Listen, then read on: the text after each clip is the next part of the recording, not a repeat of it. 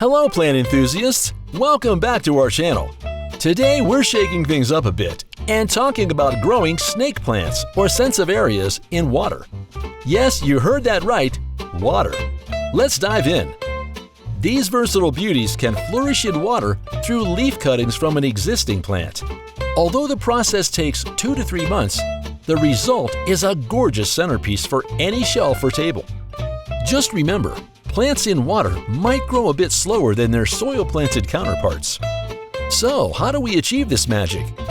Here's what you'll need: a clean, sharp knife or scissors, a glass jar or vase, and water. Simply cut a healthy, mature leaf from the base and place it in your jar, with about 1/4 of the leaf submerged. You could also use a young pup with some roots for a higher success rate. Now for some snake plant care. Bright light is your plant's best friend, so choose a location with either direct morning sunlight or indirect light all day.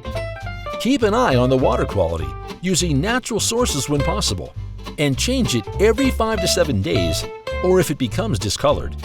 Temperature-wise, your aquatic snake plant will thrive between 50 and 95 degrees Fahrenheit.